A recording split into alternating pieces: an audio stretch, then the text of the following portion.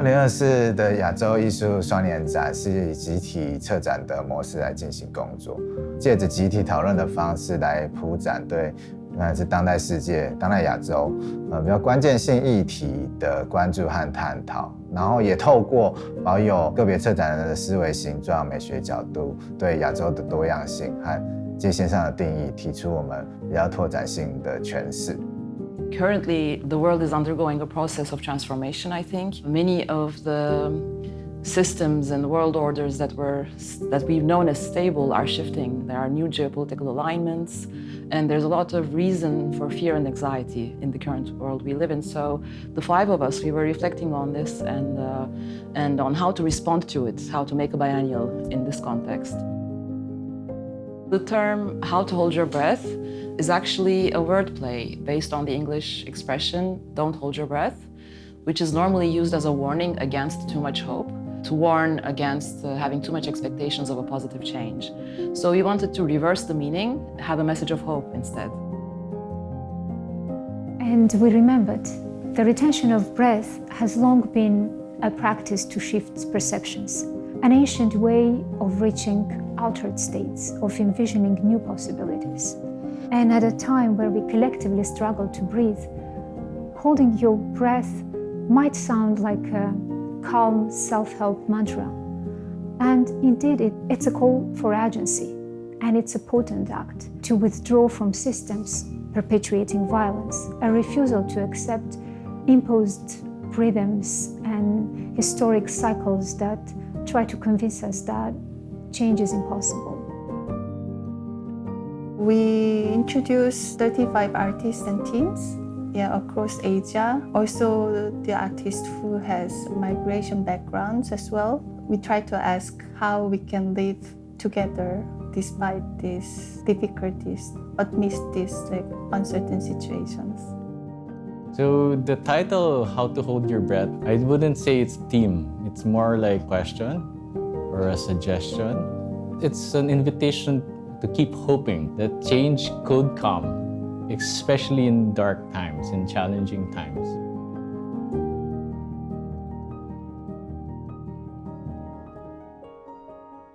This exhibition is curated by 5 different people, and each of us came with their own research and questions, and we embraced that polyphony.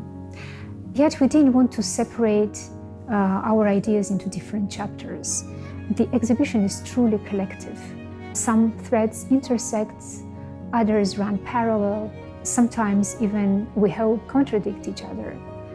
So we aimed to create a shared world without reducing it to a single narrative. Because we have so many different backgrounds, geographically, but also our interests and our cultures. But it somehow reflects how diverse Asia is. It's not a one direction, it's a multiple direction, a multiple perspective. Hopefully, it allows the audience to have more choices, more like a wider overview of what can it be when we talk about Asia, when we imagine Asia. I think we have to react to the different selections, also reacting to the other people in the curatorial team and also reacting to the plays. Here you will encounter works that transform perception and cognitive states through dreams, hallucinations, and sensory techniques to help us experience what powers in place have rendered inaudible or invisible. Others challenge our core beliefs, entrenched ideologies like wealth or ownership, exploring concrete examples, past and present, of alternative ways of organizing collective life. And there are works that hack the latest predictive technologies, tools designed to map and preempt our futures. And instead, these works open liberating possibilities for imagining our destinies as collectively authored. 那它涵盖着共同的生活、集体的行动、跟土地关系的重新建构、跟环境的重新建构、重新去思考或者找寻途径、找回新的能动性。Not only checking the space, we also visited various locations in Taichung and tried to run the history of Taichung and Taiwan. It influenced us to form our outline of the exhibition, and through this process we could consider the ways to connect the artists and our theme and the interests with the situation in Taiwan and Taichung, so that we can find kind of like connection, and also to bring more like relatable stories and narratives and ideas with Taiwanese audiences. Nefeli Papadimuli's Dreamcoat, which is an installation in the museum, most of the visitors will see it as an installation of costumes, which are also paintings. But during the opening days, we have a performance. We made a call for local performers, 10 of them, and Nefeli Papadimuli came here quite early on to have what she calls dreamstorming workshops, where people got together and they shared their dreams. And based on their dreams, they devised together a choreography. And that speaks to this idea of the question of, can we dream collectively? 蛮多新的作品其实有一些跟在地呼应的关系。由西诺人尼瓦这位日本籍奥地利的艺术家，2014年太阳花运动的时候，他其实在台湾拍摄了一系列“如果我死了，台湾也会消失”这样的一个作品。那这一次透过这个双年展的机会，还有在台中的街区，在市区里面重新拍摄了这件作品，对我来说，它也有一个在整个太阳花的这个运动的10年后，那重新回顾这样的一个意义。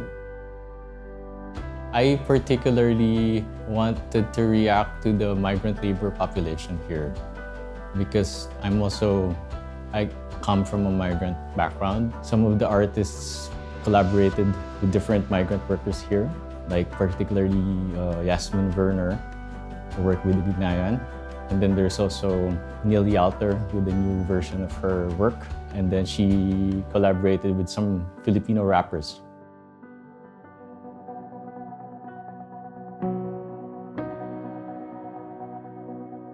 在展场中，我们其实设置的2个 meeting point， 我们把它视为在双年展里面一个公共性的一个界面。那他们是从2位艺术家展出的计划中所延伸出来，因为是从马网的关于土地所有权探讨的作品出发，另外是从马逊卡一个关于 AI 智能生成演算法和未来预测的相关探讨的作品出发。因此在2个 meeting point， 其实我们集结了从他们的作品出发的阅读文献，以及我们将会在 meeting point 中进行公共的讨论活动。我们希望透过这样点状的计划，可以把探讨的几个议题再进入更深的一个层次。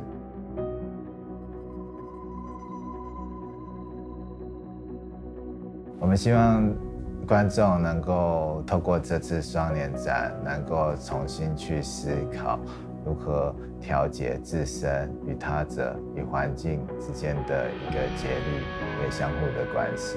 There's a multiplicity of voices and there's a multiplicity of collaborations that you can feel, I think, when you visit this exhibition. So I hope that they will find this quiet withdrawal, reflection, going inside, as much as they find possibilities of emancipation and freedom, basically, through this collective idea. I hope the exhibition can be a moment for them to think about the condition of our life. It's an invitation to rewrite reality itself, dreaming up something completely off script. I hope that today inspired or enlightened. And one of the key takeaways could be that Asia is not a place. It's an idea. It's an idea that keeps changing. It's not limited to just one geographic area. You know, Asias are plural, and they could be in the Caribbean as much as they could be in Taichung.